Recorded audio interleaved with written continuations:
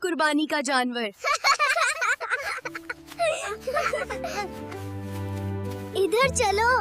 بچوں، آپ لوگ کیا کر رہے ہو؟ دادی جان، ہم بکرا بکرا کھیل رہے ہیں۔ بہت پرانی بات ہے۔ حضرت ابراہیم علیہ السلام اللہ سے بہت محبت کرتے تھے اور ہمیشہ اللہ کا حکم مانتے تھے۔ اے اللہ، مجھے ایک نیک بیٹا عطا فرما۔ پھر اللہ نے حضرت ابراہیم علیہ السلام کو ایک پیارا بیٹا عطا فرمایا، حضرت اسماعیل علیہ السلام۔ ایک رات حضرت ابراہیم علیہ السلام نے خواب دیکھا کہ وہ اللہ کے حکم سے اپنے بیٹے حضرت اسماعیل علیہ السلام کو قربان کر رہے ہیں۔ یہ بہت مشکل امتحان تھا، لیکن اللہ کے نبی جانتے تھے کہ اللہ کا ہر حکم سچا اور بہتر ہوتا ہے۔ پھر حضرت ابراہیم نے اپنا خواب اپنے بیٹے حضرت اسماعیل کو سنایا۔ ابا جان، اللہ نے جو حکم دیا ہے وہ کر دیجئے، انشاءاللہ آپ مجھے صبر کرنے والوں میں پائیں گے۔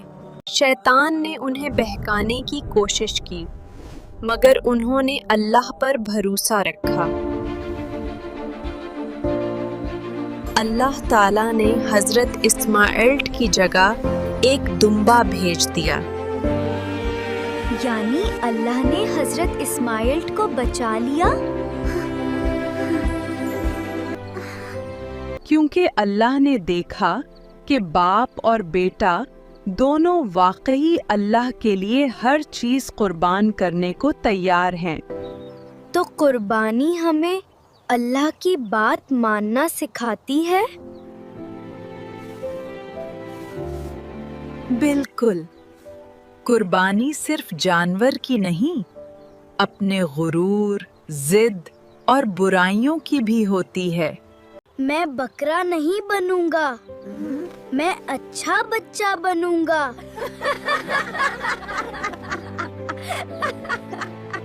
عید قربان ہمیں سکھاتی ہے کہ اللہ کی رضا سب سے بڑی چیز ہے۔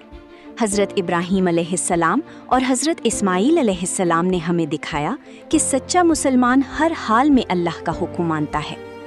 اصل قربانی صرف جانور کی نہیں، بلکہ اپنی ضد، غرور، غصے اور برے کاموں کو چھوڑنے کی بھی ہوتی ہے۔